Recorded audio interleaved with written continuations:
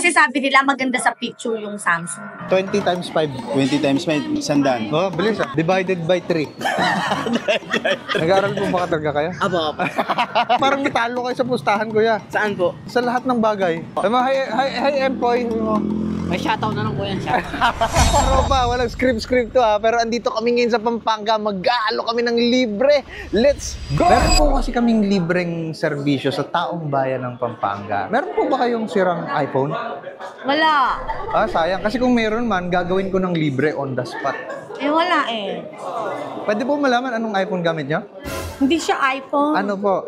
Samsung. Samsung ano ba yun? Anong model ang alalagay? Ano kasi yun? Ewan ko. S3?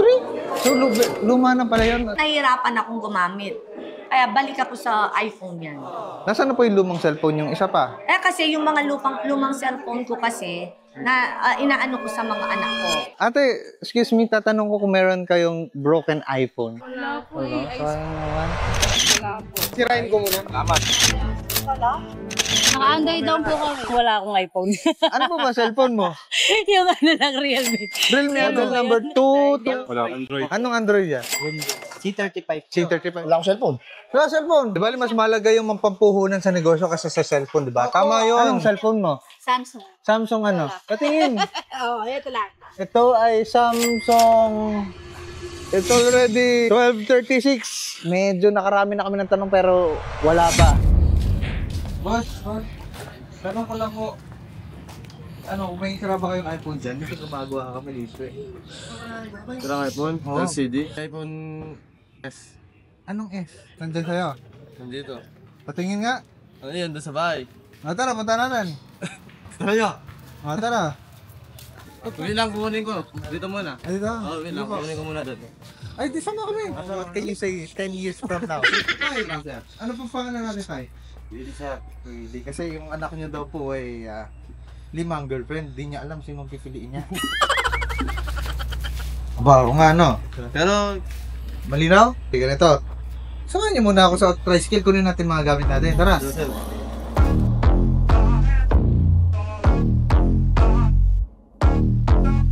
Nag-workout ka ba? Hindi man, O sir. ba yata yung workout mo?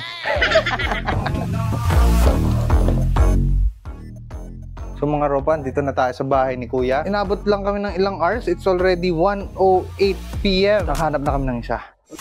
So Kuya, ano nangyari? Bakit ikaw ang napagtripan at ang cellphone mong pinagbagsakan? Hindi, sir, ano lang, binigay na sa akin ng kapatid ko yan. Running LCD na, pero nagagamit. Pero nabaksak ko. Wala na.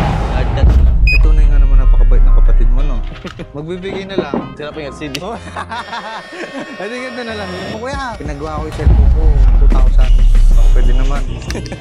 Di ba yung phone na yan, sir? Bago, bumili. Ayun nga, wait nga. Ito yung cellphone ni Bossy. May pa tong area na to. Pero itong middle side, patay na. Ano yung kauna-unahang app na i-open mo? Kasi ngayon, hindi siya nagka-touch eh. Hindi ko rin makita yung huling website na pinasok mo dito. Mga importante, sir, mga Facebook account ko, sir. Third hand na to eh. Second hand sa ate mo, third hand ka na. Kasi anong cellphone yung pinalit niya? iPhone 11. Kasi ang alam ko, ang iPhone 6 Plus, kakahalaga to ngayon ng second hand ng 3,000. Kung bibenta mo sa akin ito ng 350, bibenta mo kuya. Hindi man, sir.